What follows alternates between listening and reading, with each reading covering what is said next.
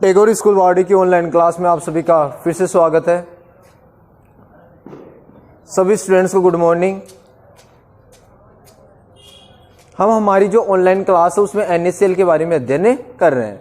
ठीक है, NaCl का जो निर्माण किस प्रकार से होता है उसमें हमने पढ़ लिया कि जैसे व्यापारिक स्तर पर यदि NaCl का निर्माण किया जाता है तो समुद्र का जो या जो खारा जो जल होता है उसका उपयोग किया जाता है। फिर वह नमक शुद्ध प्राप्त नहीं होता है, उसमें मैग्नीशियम क्लोराइड है, कैल्शियम क्लोराइड है, उन सब की अशुद्धियां क्या होती है, प्राप्त होती है। तो इसके लिए फिर क्या करते हैं कि जो बड़े बड़े जो टैंक होते हैं उसमें NaCl जो होता है उसमें से हाइड्रोक्लोराइड गैस क्या करते हैं, प्रवाहित करते हैं। तो अवक्षेपित होकर NaCl हमें क्या हो जाता है, प्राप्त हो जाता है। साथ ही हमने पढ़ा कि NaCl होता है उसका pH का मान 7 होता है, इसलिए वह मुख्यतः क्या होता है, उदासीन लवण होता है। इसका निर्माण प्रबल अम्ल प्रबल क्षार से होता है। फिर हम पढ़ रहे थे इसके गुणधर्म। पहला गुणधर्म हमने पढ़ लिया था कि यह कैसा होता है, श्वेत ठोस होता है। NaCl के गुण की यदि हम बात करें तो पहला गुणधर्म हमने पढ़ लिया था कि यह कैसा होता है, श्वेत ठोस पदार्थ है। वापस लिख देता हूं एक बार कि यह श्वेत ठोस पदार्थ है, यह हमने लिख लिया था। अब तो बेटा 2 नंबर की यदि हम बात करें किसके बारे में पढ़ रहे हैं, NaCl के गुणधर्म के बारे में। तो इनका गलनांक क्या होता है, उच्च होता है, अधिक होता है। कितना होता है, 1081 केल्विन होता है। तो अगला 2 नंबर लिखेंगे कि इनका गलनांक या इसका गलनांक होता है, इसका गलनांक उच्च कितना होता है, 1081 केल्विन होता है।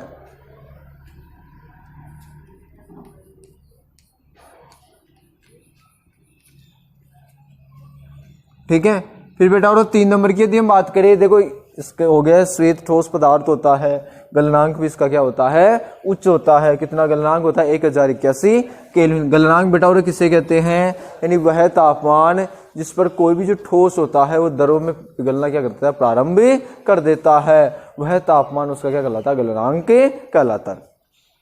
ठीक है ना।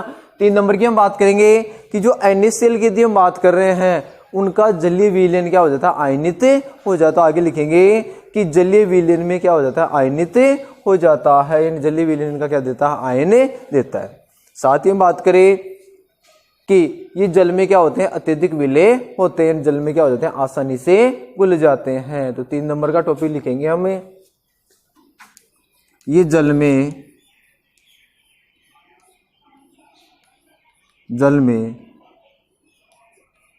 अत्यधिक विलय है, जल में क्या है, अत्यधिक विलय होते हैं। ठीक है, फिर देखो जैसे हम बात करें जल में, यानी ये क्या होते हैं, घुलनशील होते हैं। 4 नंबर की हम बात करें, इनका जो जलीय विलयन है वो क्या हो जाता है, आयनित हो जाता है। इसमें लिखेंगे कि इनका जलीय विलयन क्या हो जाता है, आयनित हो जाता है, यानी आयनों में क्या हो जाता है, विभक्त हो जाता है। फॉर एग्जाम्पल बेटा जैसे हम बात करें, एक छोटा सा मैं आपको उदाहरण बता देता हूं कि जैसे NaCl है। ठीक है, एक चीज हमें ध्यान रखनी है कि जो भी विद्युत धारा प्रवाहित होती है वो जलीय विलयन में ही प्रवाहित होती है।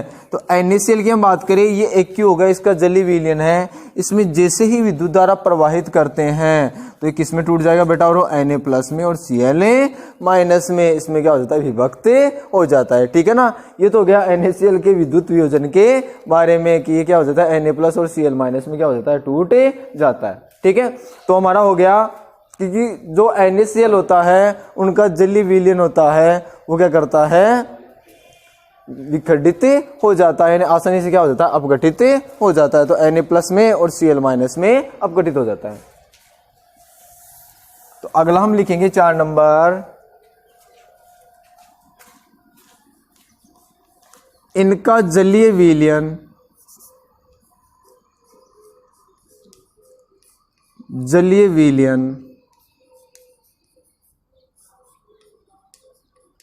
आयनित हो जाता है, आयनित हो जाता है। बेटा अभी बताया आपको कि आयनित किस प्रकार से हो जाता है, यानी Na+ में और Cl- में क्या हो जाता है, विभक्त हो जाता है।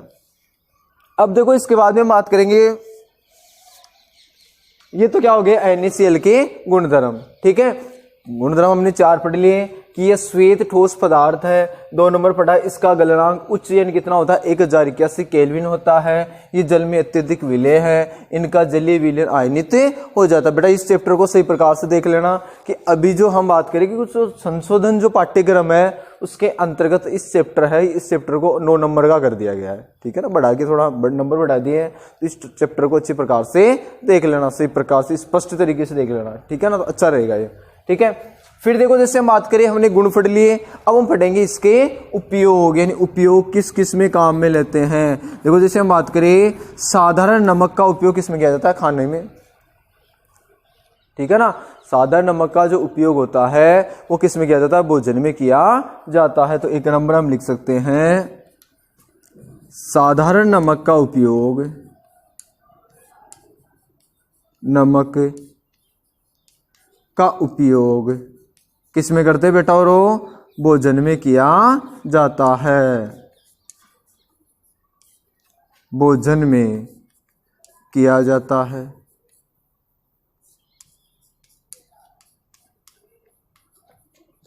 ठीक है, उसके बाद में बेटा और 2 नंबर की हम बात करें, ये तो क्या हो गया भोजन के रूप में काम में ले रहे हैं। इसी प्रकार इसका उपयोग किसमें किया जाता है, खाद्य परिरक्षण में किया जाता है,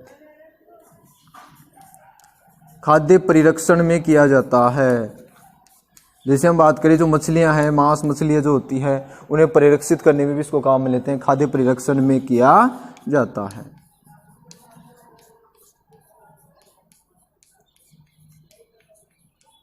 ठीक है ना, क्योंकि इसमें जो सूक्ष्म जीव होते हैं वो वृद्धि नहीं कर पाते हैं इसकी अधिकता के कारण। 3 नंबर की बेटा और हम बात करें खाद्य परिरक्षण हो गया, इसका जो उपयोग होता है वो हिमीकरण मिश्रण बनाने में किया जाता है। हिमीकरण, हिम से बर्फ से युक्त जो मिश्रण होता है, हिमीकरण मिश्रण बनाया जाता है।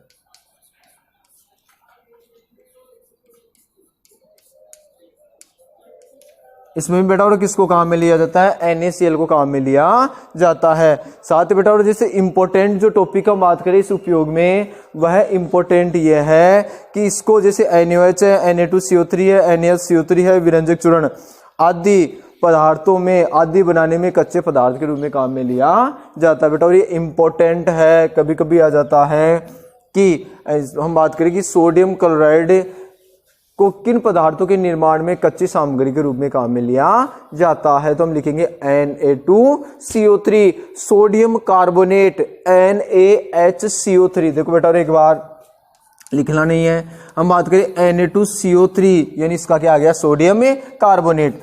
फिर हम बात करें NaHCO3, sodium hydrogen carbonate, baking soda, मीठा सोडा इसको बनाने में। साथ ही हम बात करें इसके अतिरिक्त NaOH, सोडियम हाइड्रोक्साइड जिसे कास्टिक सोडा कहा जाता है वो बनाने में। या फिर हम बात करें CaOCl2, कैल्शियम ऑक्सीक्लोराइड यानी विरंजक चूर्ण बनाने में कच्ची सामग्री के रूप में किसको काम में लिया जाता है, NaCl को काम में लिया जाता है। तो बेटा और 1 नंबर का क्वेश्चन थोड़ा ठीक है कि NaCl का उपयोग कौन से पदार्थ बनाने में या कौन से यौगिक बनाने में कच्ची सामग्री के रूप में काम में लिया जाता है। तो इसमें हम पढ़ेंगे बेटा और Na2CO3, NaSCO3, NaOH, विरंजक चूर्ण। विरंजक चूर्ण जो होता है वो शुद्ध जो पेयजल होता है, इस पेयजल को शुद्ध करने में काम में लिया जाता है। तो हम लिखेंगे NaOH, sodium hydroxide, Na2CO3, sodium carbonate, NaHCO3, sodium hydrogen carbonate, baking soda, विरंजक चूर्ण।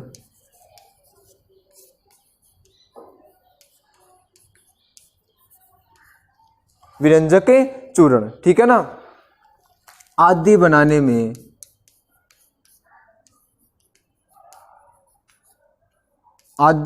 में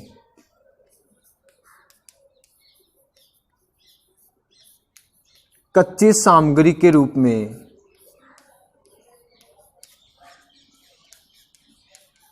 में उपयोग किया जाता है।